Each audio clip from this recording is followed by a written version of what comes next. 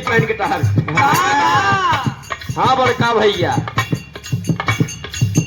जमाना बदल गया बड़का भैया, लेकिन देखा मास्टर भैया बजावत है। डॉक्टर साहब आजकल यह ज्यादा चला बा। एक जो धर के धोखा का जो धर के धोखा गुड़िया तेरी का जो धर के धोखा गुड़िया तेरी का जो धर के धोखा। बिट्टी बोलावा यार, बुलावा भाई बिट्टी भी नहीं आज अधूरा लागत बा है। अभी तक खाले रहे तो कहीं जल्दी मन पे आके बैठे भैया। कब कया भैया कम कम 2.5 घंटा लागे 3 घंटा।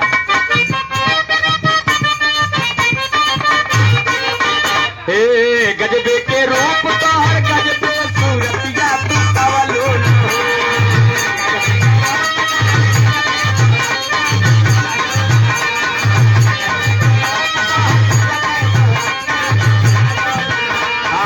गजबे के रूप तो हर गजबे सूरतिया तवलो ना हो रानी दीवाना बनवलो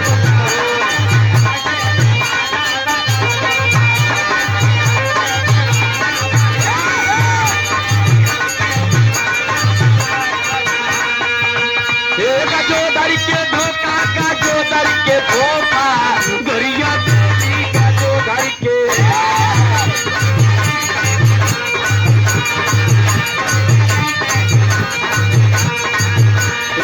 यार बोला वही बतावे लिंसोका, यार बोला वही बतावे लिंसोका गरिया देवी का जो दर के।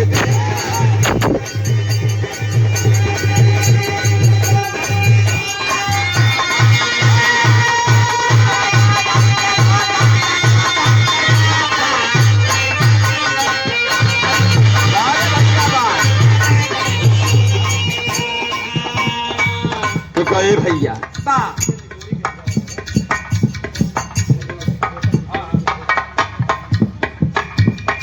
कृष्णानंद यादव जी, सदानंद यादव जी, आशीष भैया, सब भैया के बार बार प्रणाम बा। ताल जने कहानी का आई बा। अब दोनों जने बजावा या 2 जने जाए घरे। चला हो अब हमसे चलता है घरे। हाँ जा अब ये भैया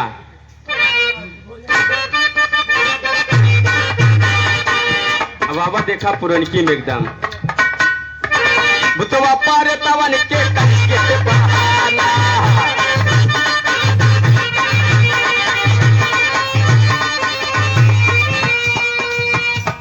इन्होंने बेचारे का दाई दे ले भैया। हाँ इतने काम ना होए। इन्होंने बेचारे का दाई दे। हाँ भैया इन्होंने लड़कियां हाँ इन्होंने लड़कियां है भैया। इन्होंने इशारों को समझो काम न होए तो रहा है कोनो जरूरत तो ना बेगने बहुत। हाँ अरे हमारे कम प्लास्टिक सीमेंट भैया ये पूरा स्टील है जान ले। ये मोर्चा रच्चो लगी है। मुतवा पार के बहाना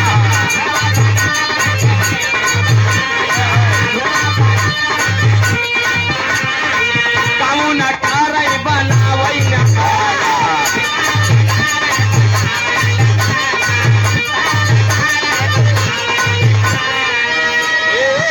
सटावई का खोजे मौका, सटावई का खोजे मौका गुड़िया का जो धर के।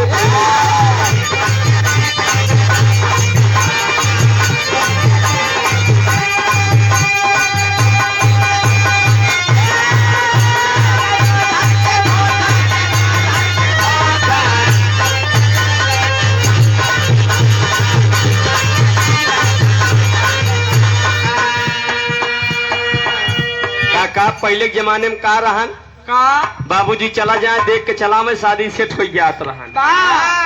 अब आजकल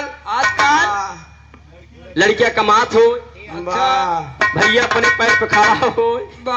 ए भैया यार तैयारी अगुओ कलाकार है। हाँ, मालिक अगुआ के सुखी रखे, बाबा उनके परिवार एकदम मगन रहा है। हाँ, अगुआ बेचारे कुछ नहीं पहुँचते, वही विदाई पाए जब 4-5 सवेरे हाँ, वो नहीं पहुँचते।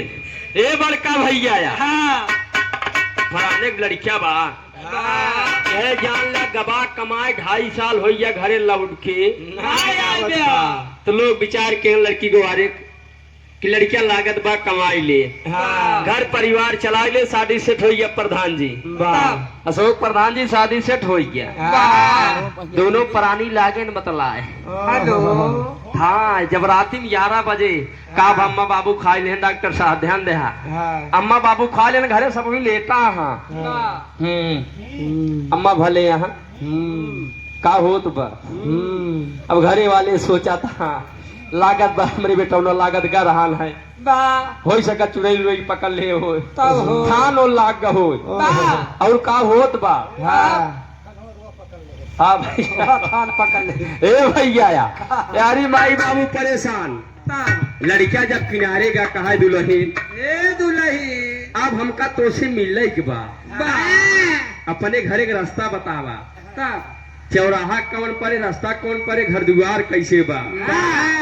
तब वो लड़कियां लड़केवा बतावत बा, बतावत कैसे बा भैया तू जान के बजाए का आप सब गौर करी है कहाई का